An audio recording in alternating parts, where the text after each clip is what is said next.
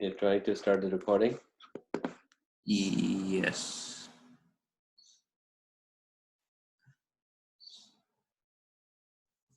Hello everyone, my name is Ahmed Uzair and I am part of FAANA, which is FAST Alumni Association of North America. And today we are gathered here for our 8th session of this webinar series, which we launched last year. Today's session is going to be about cloud computing, being given by Mr. Ataul Haq, who is a senior program manager at Amazon. But before we go any further, I would like to give you a quick introduction of what FAANA is all about and what we really do. Can you see my second slide right now? Yep. Okay, cool. Yeah, I just wanted to make sure. Anyway, moving forward. So our major two focuses are the scholarship funds and the research innovation fund, which we provide to various campuses, all 5 campuses of FAST. Scholarship funds help the capable and needy students at FAST to ensure that they complete their studies in a timely manner.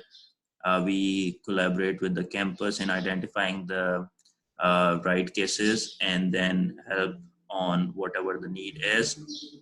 A more recent initiative is around the Research and Innovation Fund, which is also being given to the FAST campuses in order for them to encourage and explore research avenues for the current students. Quick recap of 2019, there were 3 new board members to the FAANA team, which were added, me being one of them. There was establishment of 4 new localized WhatsApp groups, Los Angeles area, Atlanta area, New York, New Jersey area, Detroit area. And if you are in North America and if you are not part of any of those groups, please feel free to reach out to us and we'll be happy to get you in touch with the folks. There was a 30% increase of year-over-year support to 6 million PKR, partially because of the rupee devaluation. But still, this is something to note. We had 7 webinars and panel interviews on various topics. All of them are uploaded to our YouTube channel and are available on our website as well. So the response and feedback that we got from the current students and the alumni was very appreciable.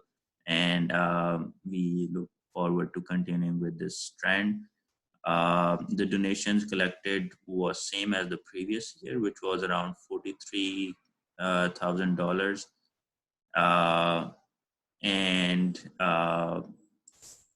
So going forward for the 2020, our main focus is around North America Alumni Membership campaign. To support our target of raising $70,000 for this year. We have 2 in-person events coming up. One is happening in New York, New Jersey area, and one is happening in the Bay Area very soon.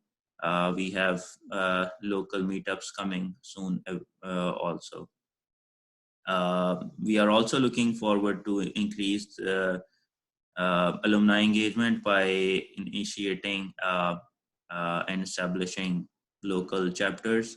Another big initiative this year is going to be the final year projects, which we are looking to collaborate with the industry and basically bringing both the students and their advisor and the industry together to come up with new ideas for final year projects. And as mentioned before, we already have a webinar series going on. What are we planning to support in 2020? We have, as I mentioned before, our target is to raise around $70,000 for scholarships at 5 campuses. as well as included the 5 software competitions. And then you can also see the distribution of how it is being distributed among 5 campuses in the scholarship fund and the research fund. Lastly, these are all the channels that you can reach out to us. We have the FAST Alumni Association website, which is faana.org.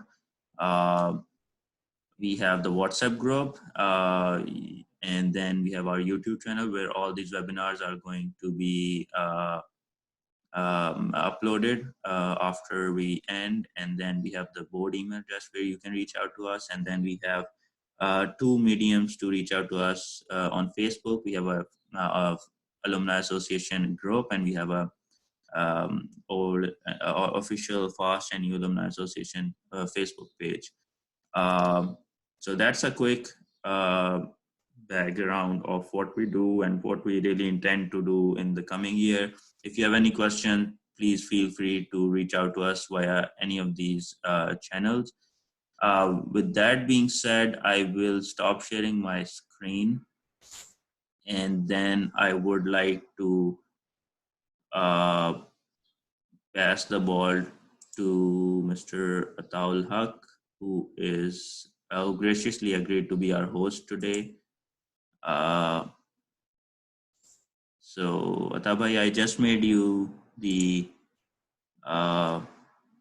host. So I'm hoping that you have the hosting privileges now. Is that Yep. correct? Yeah, I got the message. Let me just quickly figure out screen sharing, because it's going in full screen mode. I don't want it to do that. Let's see.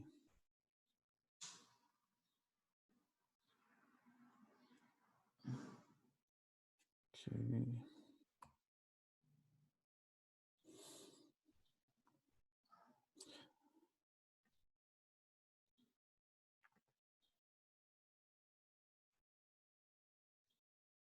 Okay, let me know if you can see my screen. Yes, I can see the screen. All right. Okay. Assalamu alaikum, everyone, and thank you for joining. This is going to be a fast-paced introduction, especially fast-paced now because we're short on time. And also the onslaught of presentation slides is going to continue.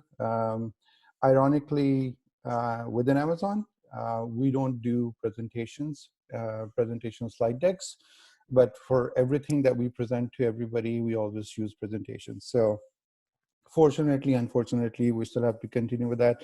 Uzair, thanks for sharing that information about FAANA. It's really useful, impactful, and I think we can also connect the dots towards the end of my presentation on how we can bring in some of that work back to the campuses on promoting the innovation and ideas and making it work. And part of that whole talk that I have today is to basically bring that message across, that we have this innovative technology of cloud computing, and are we really using it? Are we really understanding it? And my objective today is to set that understanding of what cloud computing is, so that it is easy enough. So every time you're thinking about something, and you're thinking, can I do this in cloud? Can cloud help me? How can cloud help me? How can cloud apply in these situations? So that's the objective. So at the end of this presentation, I hope what you've learned is that what is cloud computing? What is it doing in the world today for other organizations? And how I should perceive it and should think about it. So let's go with that. First thing first, we know the whole thing about coronavirus safety. So safety first. Just wanted to remind myself and everybody here to keep yourselves and others around you safe. Disinfect the surfaces around your home and work. Wash your hands. And if you sneeze or cough, cover your mouth. If you're not sick, you don't need a mask. But if you are feeling sick, please wear a mask if available. I know there's a shortage everywhere, but if you can, please do. All right, so with that, let's jump into the presentation. My name is Atahak, Senior Program Manager. Currently, I'm in Amazon Alexa AI and Natural Language team, based in San Jose, California. Before that, I was Senior Product Manager at Amazon Web Services. Because of that, my talk today is really going to be heavily based on AWS. मैंने बहुत सारी slides जो इस presentation में रखी हैं, they are from public facing presentations. I cannot use the internal slides, so you'll see a mix of a lot of these different slides just to bring the ideas together. Because I talk about these things a lot, there might be terms that I would be using, which you might feel you don't know about. Please feel free, jump in, stop me, ask, what does that mean? There are no silly questions. We're all here to learn, so please feel free to jump in at any time. Also, I won't be looking at the chat because the screen is projected across my monitor. So if you have any questions, please chime in, speak up. We will have some time towards the end for the questions, but if you have any burning questions during the presentations, please feel free to jump in and ask me. I've been in the IT industry for more than 18 years. I've been in many different situations. That's why I have a lot of appreciation for what cloud computing does and how it solves the problem. And I'm hoping that I can convey that today to you. With everything else, just a little bit about myself. Avid PC console gamer, but I don't have any time to play games. But every time I get a chance to do play, I do that. And that is another industry that's now moving into cloud and really exciting stuff that's happening. But we'll talk about that a bit later in the presentation as well. So what is cloud? We keep hearing about this term cloud computing, but what does that really mean? It is, if you want to define it at a high level, it is on-demand delivery of storage and compute services, which you pay as you go, and it is delivered via internet. So that's basically a definition of, in general, cloud computing. So most of the stuff that I'm talking about today, it is not just specific to AWS Cloud. It is in general for all the clouds. So because of my association with AWS, I'm taking a lot of examples from there, but it generally, the things that I will be talking about are applied to the other clouds as well. So once again, what is cloud? It is an on-demand delivery of storage and compute and other IT resources delivered via internet, and you pay as you go. So it sounds simple, but what does that really mean? We have a lot of these definitions floating around, but does it really make sense? What are we selling? What are we delivering? What the other companies are providing? So let's dive down into it using an example from our daily lives, which is an on-demand service that we all come to know and use, and we don't really even think about it on a daily basis as such. So when it's not there, that's when we really realize, okay, we were using a service that's not there. But it is one of the oldest on-demand services that we have available, which is electricity. So in our homes and offices, apartment buildings, everywhere we have electricity available. It is being delivered to us in those places as an on-demand service, which means that if you need electricity, it is available for you right there and then, and you pay as you go. So we will explore those concepts a little bit. We will build upon this on-demand service that we're all familiar with, and then we will bring that analogy back into cloud computing and see how these things match. So for delivery of this electricity as a service, basically what you're looking at is a power plant and an electric grid, which involves an infrastructure. They have to generate the electricity. They have to deliver that electricity. They have to buy that place where they're going to put the power plant. They have to buy the equipment, and they have to put all these electrical poles, high voltage and low voltage, and then they have to build that platform through which they can deliver that electricity to different places. As you know, the electricity from the power plants go on high voltage power lines, and then it is when it gets into residential commercial area, then they bring it down to low voltage. So all of that stuff, an electric company, utility provider has to do. And you don't have to do any of that. All you have to do is say, okay, can I get an electric connection to my house? And then they will deliver that to your house. And it comes to you as a service. And all you have to do after that is to flip a switch and it will turn the lights on in your house. That's what it means by on demand, that it is always there. You don't have to go and order in advance. You're not picking up your phone and calling a power utility saying, hey, can I get electricity for next 5 hours? And they will say, okay, it's going to charge you this much. And then you get that. So every time you walk into your house, it's available, it's there. But you're not paying for it. If you're not turning lights on in your house, there's nothing that you're paying for that service. That's what it means, pay as you go.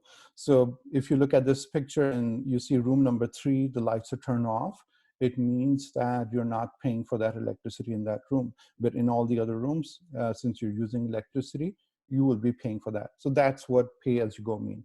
So just like electricity as a service, which is on demand, it is always there available to you, and pay as you go. You only pay when you use it and don't pay when you don't use it.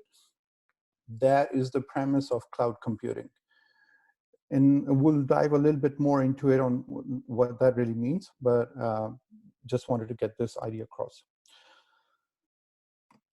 Sometimes you don't use any electricity in your house, and in those cases, you're not incurring any charges compared to cloud computing, where if you have set up a whole infrastructure on which you want to run something, but if you're not using it, you're not paying anything for it. Sometimes you do want to use electricity and it's not there, which is a totally different situation. In cloud computing terms, we're talking about disaster recovery and resilience and reliability of services, but that's a totally different topic. And we won't have time today to cover all of that. So we can have subsequent sessions to just talk about those approaches on how do you do disaster recovery and resilience as you're building your systems, and how cloud enables you to do that much more fast and in an easy manner. So coming back to this example, we have a power plant on the left side, we have the houses and apartment on the right side, we have the electricity as a service coming in. How does that match to the cloud computing? So in the cloud computing, there were generally in the past, the whole idea was on-premise ID. On-premise ID, if you have not dealt with that yet, it is similar to setting up a power plant for your work. So imagine that you bought a house and you wanted electricity in it. For that electricity, what you're going to do is you're going to build a power plant first, and then you're going to deliver that electricity to your house. So imagine if everybody was doing that. Everybody was building a power plant for their own house. Then you'll have so many multiple power plants, and just for one house, it's like an overkill.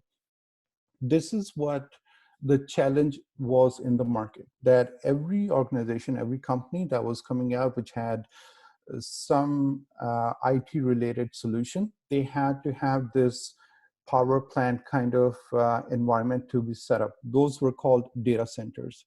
And those were also referred to as on-prem IT or co-location IT, where these organizations will buy these servers, they will buy the storage, host it for them, they will provide electricity, they will provide internet connection and cooling and all of that, but you're responsible for buying all the hardware. And what happens if the hardware over time in 2 years, 3 years gets stale because new hardware is coming in? Like taking an example from my gaming perspective, if I build a new gaming rig today, it's gonna last me only maybe a year before it's now old. And NVIDIA has come up with new graphics card, and Intel has come up with new processors, and the new games are not going to run on my old system. So what do I do with the old system? I cannot really sell it and get my money back. So that is the challenge that these organizations started to run into with the data centers, that they have put in a lot of money upfront to buy all those hardwares and put that in there. But what do they do after 1 year, 2 years, 3 years when it's old? They have to get rid of it. They have to buy new. And so it is a constant capital expense that they have to do. There's first one when you have to get the data center, and then after that, it just continues.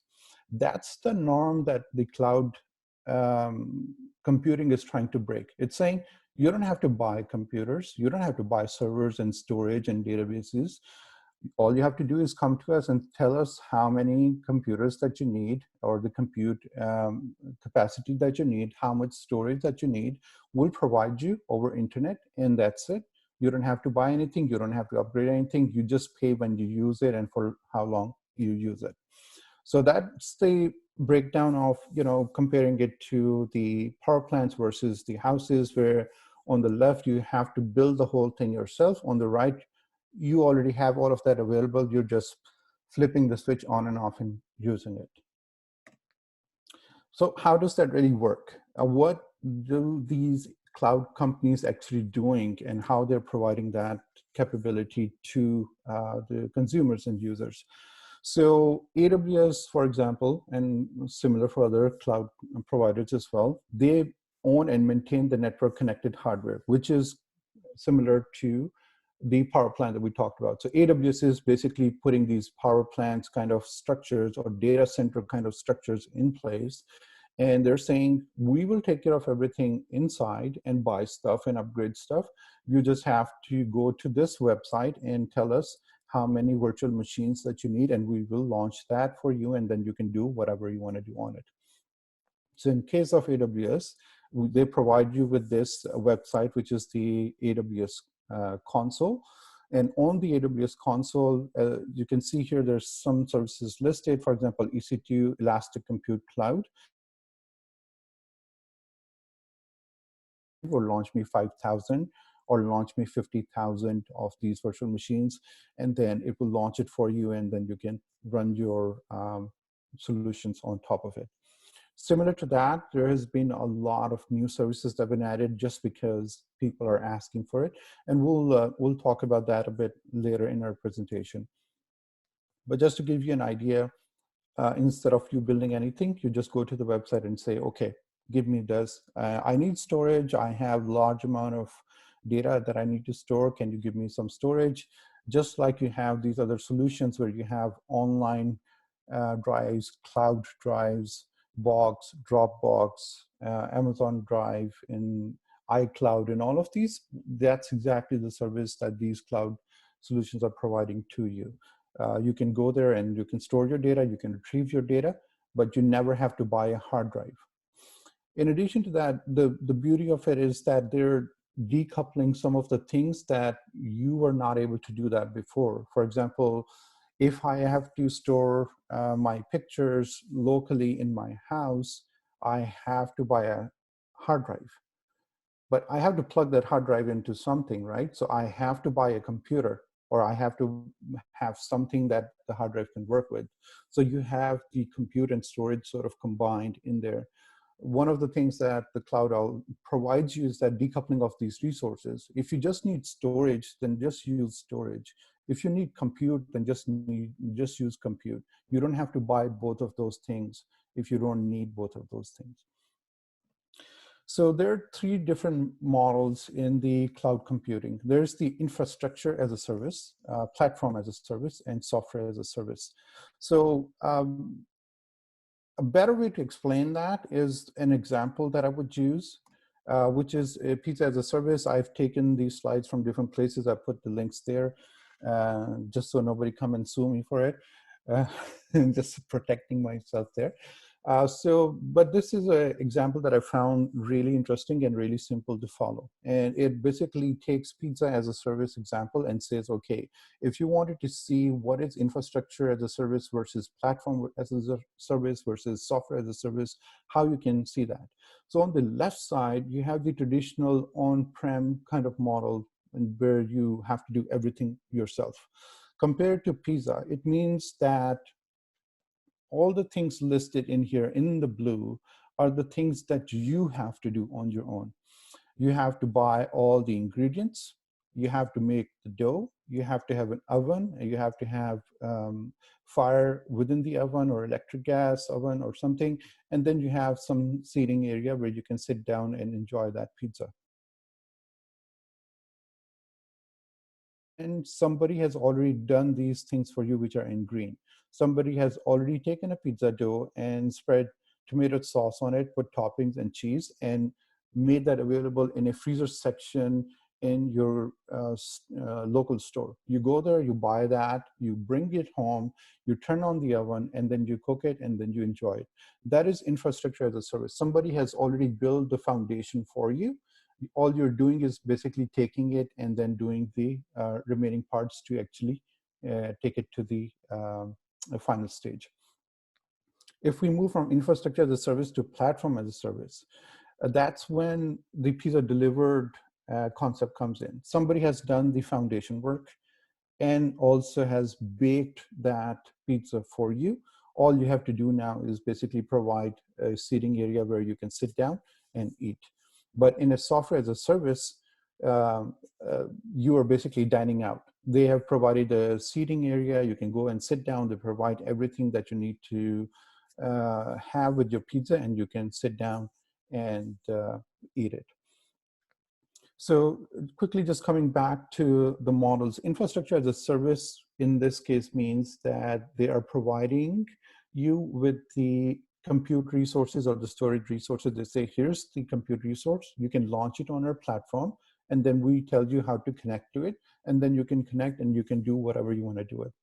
In a platform as a service, imagine you were trying to set up a database.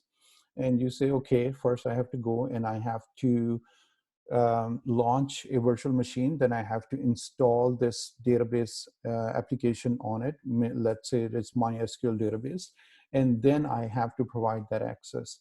So in that case, you're basically doing two steps, and then you're also responsible for maintaining the upgrades for the MySQL application and all that.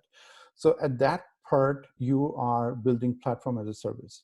At infrastructure, you just got the computers. At platform as a service, you're saying, I'm providing this MySQL instance to other people, and they can just simply connect to MySQL and put data in it and extract data from it.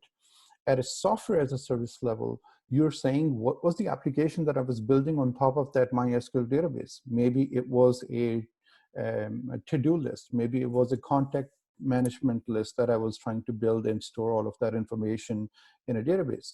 So what you do, you build a website, and that website has a form where you collect the information and it goes back into the MySQL database, which is running on a virtual machine, and stores that. So that now becomes software as a service, where all you're providing is a web page. Behind the web page, there's a MySQL database. Behind the MySQL database, there's a virtual machine. So this is all the different models that provide. At the base, they provide infrastructure, but they have also moved up a little bit and started to provide platform as a service features as well. And now they're also providing software as a service features in there, for especially for machine learning and AI and all of those features that are coming in. For example, blockchain, you don't have to implement your own, you can just use it as a service, for example. All right, so moving on. Then there's the deployment models. We were looking at it from a cloud provider perspective of what the cloud providers provide you. Now we're looking at the organization and the company saying that, okay, I do things my way today, but what are the options for me to move to the cloud? So one is the private, which is the on-prem environment that we talked about, where you have to set up the data centers and do everything. This is similar to baking things at home, where you have to do everything. You have to have an oven. available and then make the dough and everything. Hybrid is where you're sort of combining your current features of on-prem with the features available in the cloud. So it can fall anywhere between baking at home, where you're doing everything on-prem, take and bake, where you're sort of doing few things at home and few things getting from outside, or the pizza delivered, where you're doing less things at home and more things on the cloud side. Or you can go complete cloud, where you're basically dining out. You don't have to do anything at home. You're just getting everything done from outside. So these are the deployment models that the companies are going through today. There is a new term called cloud native or cloud born, which is basically means in a very simple term, if the cloud did not exist today, that company would not exist today. They start building everything from the cloud. They don't have any notion of private or hybrid. They are cloud native. So if the cloud wasn't there, those companies would not exist because they were born in the cloud. And then the private and the hybrid, this is where most of the enterprise organizations are today, especially on the public sector side. They have this infrastructure they have invested money in, and they're trying to get out of it because they pay a lot of money for that, and trying to get into cloud because cloud saves them money. And we'll talk about that a bit more next few slides. So considering all of that, what is it that companies like about cloud that they're trying to move to the cloud? You may have heard the term called undifferentiated heavy lifting. Basically, it means you're holding all that weight over your head, which is not bringing any benefit to you. If you have a huge data center, or if you have a large investment, and you have need to run machine learning, for example, you have to buy huge machines with a lot of GPU capacity, and you have to buy it in-house. Buying all of that, maintaining all of that, paying for all of that, and upgrading all of that is all undifferentiated heavy lifting for you, because doing all of that in-house, what edge does it give you over all the other companies? Are you doing something special with that hardware? In most cases, no.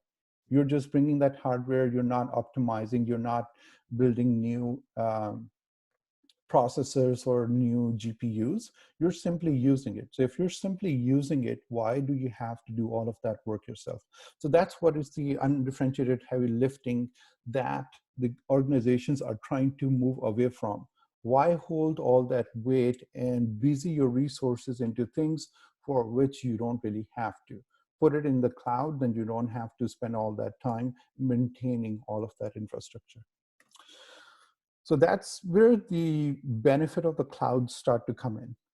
First one, if you were building in the traditional sense, you have to buy all the hardware and the software upfront, and then you have to have data center and all that. With the cloud, you don't have to buy anything upfront. You only pay for what you need, and you only launch things when you need it. So that drastically changed the amount of investment that you're going to have. So before that, I've worked in those organizations, so I know my first job in US was with a startup company, and we were building interactive voice response applications, and we were running in a data center. And you have data center contracts, 3 years, 5 years, you have to pay them on a monthly basis, but you have to have an upfront cost, you have to buy all the equipment and all that.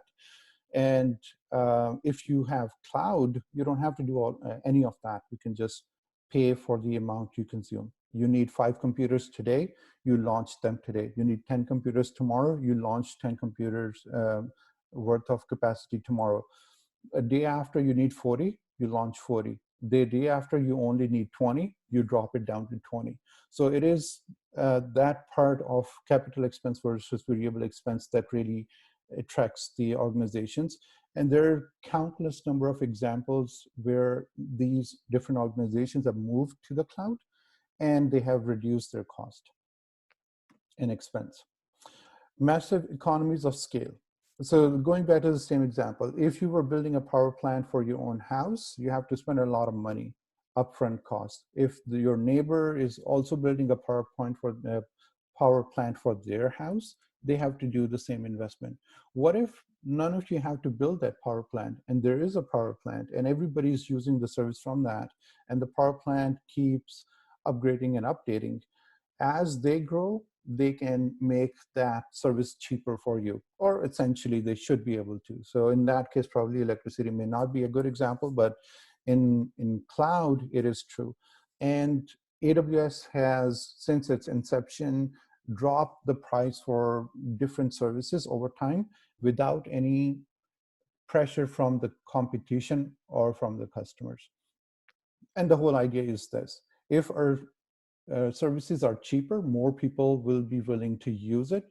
And the more people use it, the more cheaper we can make it. So it's a cycle where you bring in more people using your service. And by doing that, you're able to build more infrastructure, which has more usage, and you drop the overall price. Who gets that benefit at the end? It's the customer who's using those services. Which is the capacity management. So for example, in the startup that I was talking about, it is a voice response application, which means that people are calling into phones and interacting using their voice. Imagine there is a holiday. You're going to get a lot of calls on that day. So what we used to do, that we would manage our capacity based on that day. We'll say, well, on that day, we will need 80 servers up and running. So we will run 80 servers throughout the year up and running, because we don't know when we're going to hit that capacity other than those holidays. So what do? You overestimate server capacity, and you're here in this situation where you're only using few machines, but you're paying for all of it. Underestimated, when your business really needs to handle the load, you're not able to. And that's when people really get, upset and annoyed with using your system. That's your moment to shine, and that's where your system fails. So underestimated, you only bought half of the capacity and you needed twice as much, and your system failed. You don't have to do that with the cloud, because the cloud can scale up and down automatically if you set it up that way. So as the demand goes up, the number of services and resources you need go up. As the demand goes down, the number of services of compute and all that goes down as well. So that's one of another bigger benefit that the company started to see with the cloud, and started to use cloud for that. Increased speed and agility, this applies specifically to the public sector, but commercial as well, but mostly for the public sector and the enterprise.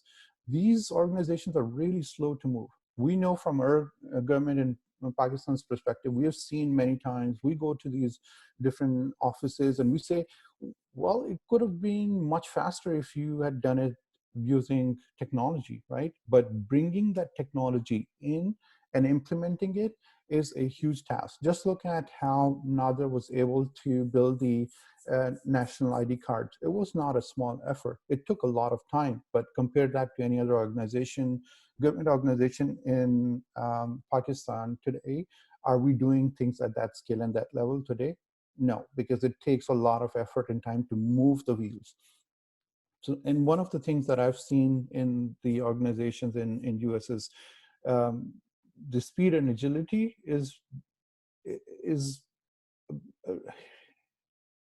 I would say it is similar to the patterns we see in Pakistan, that organizations take a long time to really see, do we really need to do that? Is there really any benefit? And so because of that, things move slow. Places as well where they're saying, well, we can set that up on a side. It's just a cloud. We are not paying anything up front. Let's just try it. So it has started to change the mindset. And that's one of the things that I'm going to talk about later in my slides. I'm just going over these things very quickly, hoping that later, if we have a chance, we can have another session to drill down into these specific topics as well.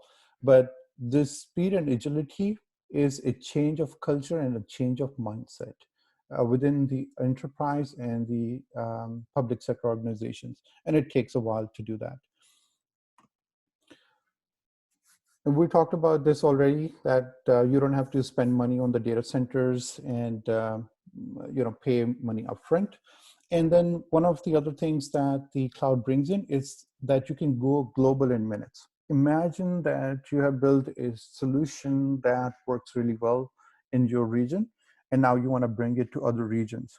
With the cloud, it makes it very easy for you to do that, because cloud already has presence in those other locations. You don't have to go and figure out how you're going to launch it. You just need to provision capacity and make sure that you have designed your system that way, which again, another slide that I will touch upon. So one of the things that's coming up more and more these days is this security. So that's another aspect where the cloud helps you, but there is also responsibility on you to make sure that you are also protecting your own resources. It's just like this. If you ask me to protect your house, I would say, okay, I've put in these new locks on your house. Make sure you lock the doors every night, and then you're safe. But what if you forget to lock the door at night? All these fancy locks that I put in the house is not going to help you if you're not locking the doors. So there's a shared responsibility model within the clouds, where the cloud makes the infrastructure secure, and then you have to make sure your applications and softwares are secure. But it also, another aspect where it helps you making sure that you don't have to spin your wheels to do security stuff that's cloud already done for you. For example, in case of AWS, there's already PCI compliance. You can run payments. You can build and run payments-based solutions on the cloud. There's HIPAA compliance, which means you can run healthcare data-related solutions on the cloud with the protection for the healthcare data and the sensitive data. There are PII compliance in place, which means that you can have sensitive information in the cloud, like people's already vetted and audited by different organizations to do that. So now you can build your solutions in there. You don't have to go and get your systems audited for that kind of information. So what does that mean in the end? So the cloud is providing you a scalable, elastic, on-demand, pay-as-you-go model. It provides a global infrastructure, it provides economies of scale, and it provides security to you. And in the end, again, it is going back to the same definition, that it is on-demand IT resources that are available to you at any time you want. You pay for what you use, and it is delivered to you via internet.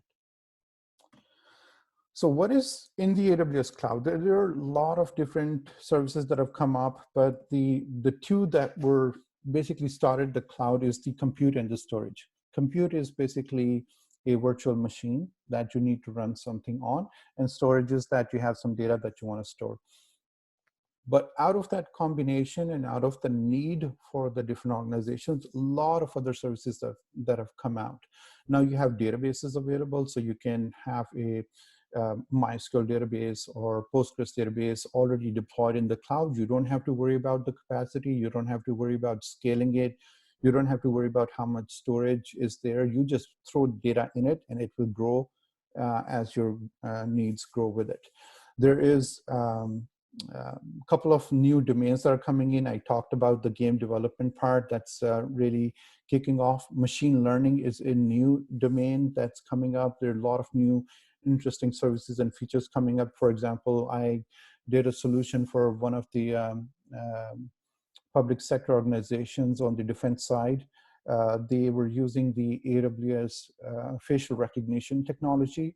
And we built a solution for them where a car comes in, and the camera looks at the driver, takes a picture, looks at a license plate, takes a picture, runs that information in the back, checks if this driver is valid, and if this license plate is valid, and if this driver is allowed to drive this car or not, and if this driver and this car are allowed on this premise or not. All of that is happening automatically as soon as the car drives in. So just imagine that you don't have to build facial recognition or any of these services to do that part. All you're doing is that sending requests to this facial recognition service. It comes back and it tells you if this person is in the database or not. So a lot of those kind of things. Then there's AR and VR, which is coming up, and a lot of new services and technologies available on that side too. And another field that is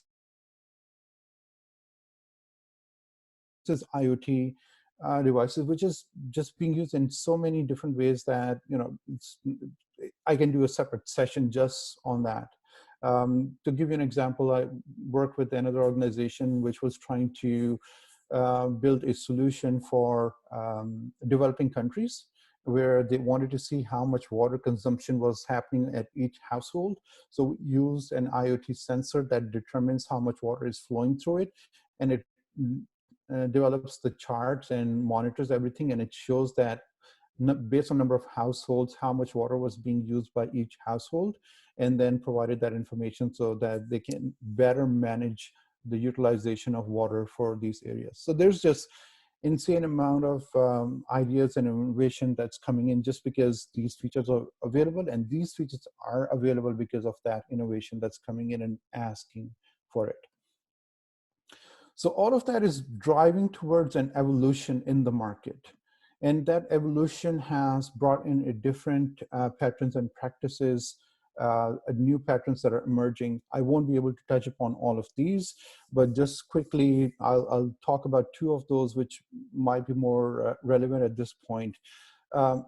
One that we talked about in detail is migrate and free up resources. Don't have to spend money on that. Just move your resources into the cloud and pay less for that. Adopt modern application development. I'll talk about that in a bit. Gain faster, deeper insights with analytics. So there are a lot of analytical services available in the cloud. And you've heard a lot about big data, and that, again, another topic that we can do a whole session on how different organizations are just using data and machine learning to get new insights on how the customers are using it. And they're just amazing stories out there on how different organizations are using that information. And also from Pakistan as well, I've heard some really amazing stories on that. Security, compliance, and resiliency, we talked about that. Organize for speed and agility, and I'll touch on that a bit, and bridge skills and experience gaps rapidly. And this is the part where I really want you to focus on, that this is where you can help. If you have the skills and experience with the cloud technologies, you're in the prime position to help the organizations move forward. All right, so a couple of things that I want to quickly touch upon. Architectural evolution. So previously we had this monolithic applications model. Now we're moving to microservices model. Microservices model is like you have one service that's doing this one thing, and it's doing it really good. This is a big change that's coming in. In the past, organizations used to build this monolithic application. Everything is one, and then there's testing and all that. Once all the tests are cleared, then it goes into production. It delays a lot. With microservices, you're very fast and agile. Give an example of AWS. As I mentioned, there are a lot of different services within AWS, and every service has its own team. And that team is not dependent on any other team. So when I was on the AWS side, every week, if not 3, at least 1 notification I would get that this team is releasing this feature. Just imagine that you're getting that notification on a weekly basis of a new feature coming out. How fast is that? That every week a new feature is being released. Organize for speed and agility, what I was just talking about. Most organizations are activity based. They're like, we have to do these things, so we have these kind of resources, and it just blows up a team into a huge number of people. What you really need is a outcome based approach, where you have a small team, which in Amazon we call as 2 pizza team, enough people that you can feed with 2 pizzas, not more than that. So generally that's the model. And that team owns everything end to end, from a design and implementation and testing and delivery and QA and post deployment and maintenance and upgrades and repairs and everything. That team is responsible for that. And so by having all of that within one team, you have now decentralized it, and not made it dependent on anything else. So those are the new patterns that are emerging just because cloud computing allows you to move fast and do things and experiment with it without impacting anything else. So we're running out of time. I'm sorry, we're going to run a bit over, but if you just for a few more minutes, I'm going to give you quick examples of scalability, elasticity, and global. Most of you would be familiar with Fortnite. It is powered by AWS. It was launched in 2017, and in 1 year, within 12 months, they had 200+ million users, which is 23 times the size of population of New York. 8.3 million concurrent users, 79 billion events per day, 5 petabytes of data each month. That is 2,000 terabytes, actually more than that, 5,000 terabytes. There's a typo there. And 4,000 EC2 instances for analytics. And this is what I was talking about on the analytics side, that they're taking all of that data and they're analyzing that data to make sure how they can improve the gaming experience for the user. And they're doing that on a scale at a second and a minute level. They know what's happening in their system. Imagine if you had to do that, if you build this game in your home and now you want to deploy it. How would you go about doing that to bring all of this capacity in-house before you can actually see if your game is going to be that successful or not? They did all of that moving to AWS Cloud. Their peak versus non-peak is a 10 times difference in the platform usage. So just imagine how much capacity goes up and how much capacity goes down and how much they're saving when the capacity goes down. So again, reinforcing the idea of how cloud is helping you. How Printers started. This is a cloud native company. It was born in cloud. And they went through all of this process. I can provide reference to these slides later. But the point being that they started in 2008 and with all the different failures and all that, when they actually launched in 2010, by 2013 and by the time they made the slide, they were already making huge waves. And by April 2019 estimates, their valuation is $12.7 billion. And the idea that I'm trying to highlight here is that as a startup, you can experiment with things. There would be failures in there, but you're not required to have a huge amount of expense that you have to incur. You can start small, you can experiment. And then as your ideas grow, it can evolve into something big. That's the power of cloud that provides it to you. I'm going to skim through these slides, what's in it for the cloud providers. If it was not obvious yet, they're making a lot of money out of it. So the year-over-year growth for AWS is 34%. These are the numbers for the fourth quarter of 2019. Amazon did $9.8 billion revenue. Microsoft, 5.3 billion, Google Cloud, 1.8 billion. So all of these are making a lot of money by providing these services at a lower cost to the customers. And customers are really looking for it. This is where the economies of scales part come in, that these companies are making money, but at the same time, they're saving money to all these different organizations. 266 billion is the global public cloud service estimated that it will reach by year 2020, the usage and the amount of money that will be spent on the cloud. 1.3 trillion IT spending affected by the shift to the cloud.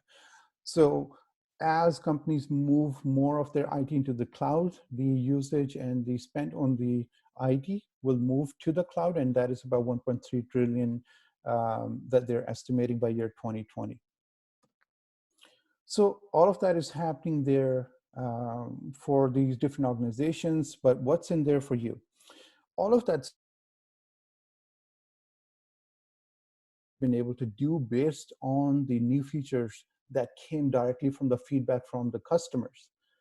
So the customers are saying, hey, this is great, but I want this. And they will go and build that feature. And turns out other customers also need that too. And then somebody else would come in and say, hey, I want this. Can you build this for me? And they would add that feature. So there's a lot of innovation happening within AWS to make things better. There's a lot of innovation that's coming out from customers into these cloud providers saying, can you build this for us? So there's potential for doing that innovation within these organizations and doing the innovation outside these organizations, building on top of what they provide today. There's about 6,100 different kinds of features and services that AWS provides today in many, many different areas, in many, many different domains. There's a huge number of startups that are using the cloud today to make their business, and many of them are successful. Not every startup is going to be successful, but it is allowing you to experiment. It is allowing you to try different things out and see which will work and which will not. So cloud is becoming this new norm. It's driving the future of innovation, and that innovation is coming from a lot of different places. And this is what I really want you to know, that you are part of that innovation. You are going to bring that innovation to the cloud. You are the idea that's telling these cloud providers of what they need to build next. You could be that innovator within that organization, or you could be an innovator with a new startup model, or you could be an innovator by learning and connecting these enterprise and public sector and federal organizations with the benefits of the cloud while trying to help the community at large. So that's the message that I want to leave you with, that innovation is with you, and what you will bring, the cloud will grow with you, and you will also bring that innovation into the cloud to build something new out of what is there today. And that's my session for today. Thank you so much. We went a couple of minutes over, but I appreciate your patience with it, and I'll stop and see if you have any questions. Thank you very much, Atabhai. I know we had some issues with the time, but I think you did a great job, not only being in time, like finishing it within the time, but I think it was a great introductory session. Whoever is interested in cloud computing, this session would serve as a great opportunity to start looking into it if they're not already aware of it, or just giving them a high level overview. So thank you so much for taking our time from your busy schedule and being part of our initiative. We really appreciate it at FAANA. No worries. And as I said, there's just a huge amount of topics to cover within the cloud. People have made business by just looking at what cloud provides today and what people are not happy about in the cloud, and made new companies out of it. For example, there's this company called Snowflake, which basically built a system saying that Amazon provides their data warehousing database. Customers are having issue, we're going to fix those issues, and so they're running Amazon Redshift underneath, which is a data warehousing database. They have their own platform on top of it, and a lot of customers are going towards that to use that service. So there's just insane amount of possibilities in here. If we want to dive into some other topics and ideas like machine learning, IoT, or just how the cloud works, or we just have a session on how to launch services and all that, by all means, let me know, and I'll be happy to do any of those sessions. Sure. Thank you for the kind offer. I think we'll now move towards the Q&A session. We'll open the floor for a few questions. I think Mr. Ahmed Malik has got a question or two which he would like to ask. So maybe you want to unmute yourself. Yes, can you hear me? Yes. I always have a question or two at the end of these seminars. That's always good for us. So just thinking about the audience of this this talk, most probably are students who are coming to the professional life, most probably working for companies that are using the cloud technologies, because cloud technologies are not a matter of if, it's a matter of when all of the companies would be going towards that. So what kind of advice do you have in terms of learning about cloud technologies? I know your answer may be related to the Amazon. What can the students do to learn these services? Yeah, so there's almost all the big cloud providers these days now provide ability for you to have free accounts. especially for students. They have, in AWS, they have ability to create accounts that you can use and play around with for free. There's a free tier available in AWS. You can create a regular account with your credit card and all that. And they tell you for which services you have the free credit for 1 year. And you can play around with those services and see how those things work. That's one way to go about it. Just a little caveat that I did that and then I forgot to turn off those machines for more than a year. And then I had to pay $1,500 that I totally forgot to shut down the machine. So if you do play with those, just make sure that when you're done, you shut down those machines. There's also ability to set up those alerts.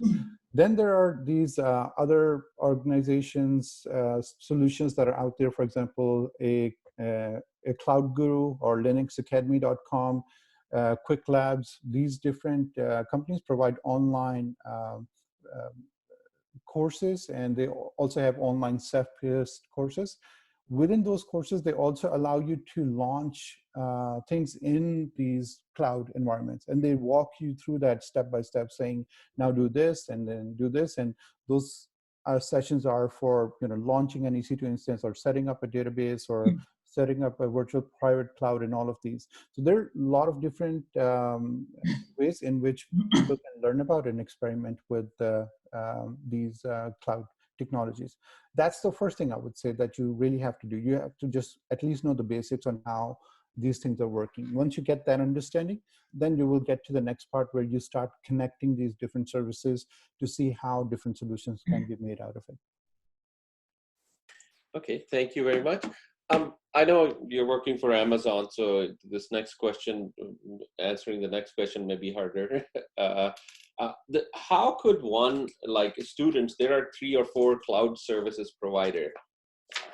How could one select one of it, or should a student be looking into a couple of them just to get themselves familiar with? Because in the market, it looks like there are a couple of leaders out there, and how can they impartially select which cloud computing to use for their products?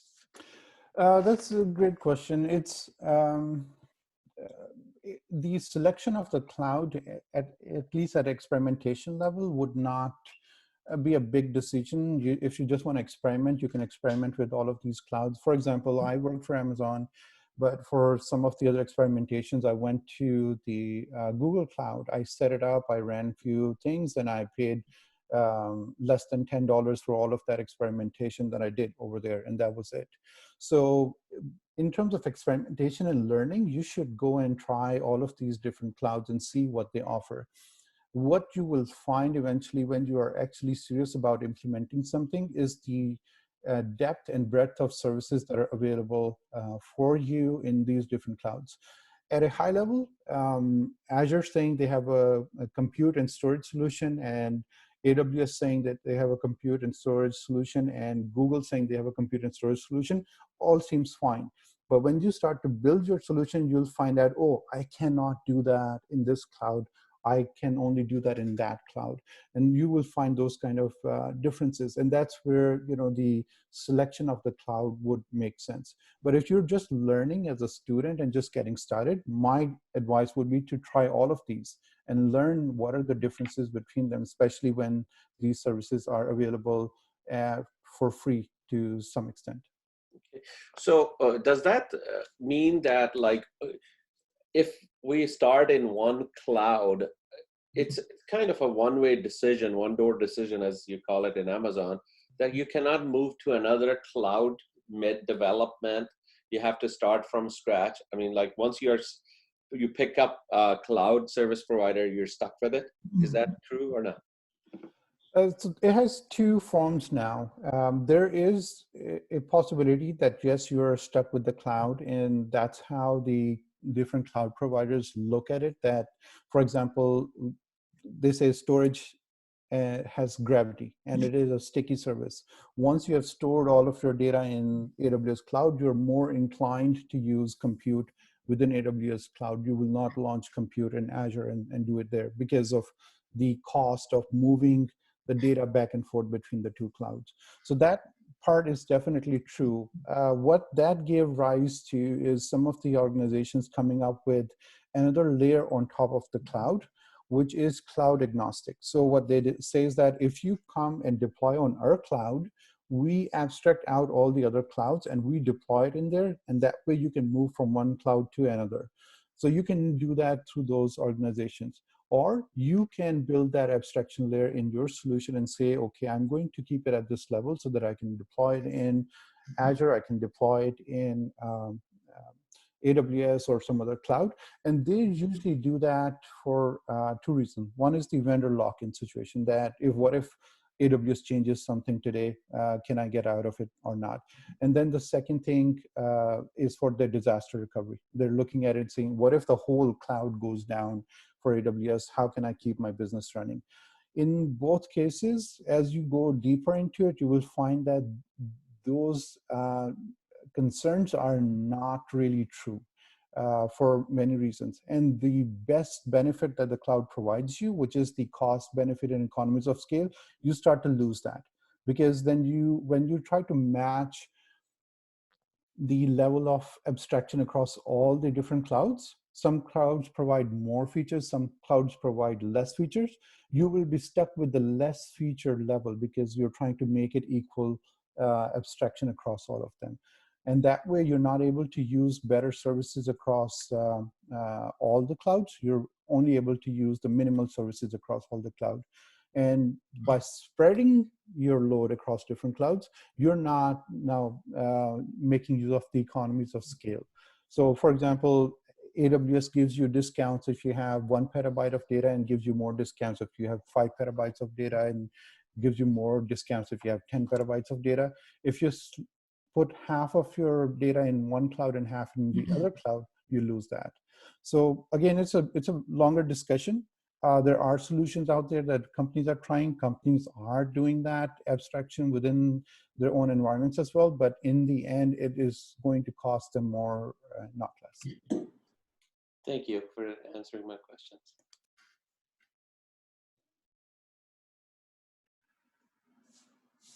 Does anyone else has any questions about cloud computing? You can just unmute yourself and ask the question.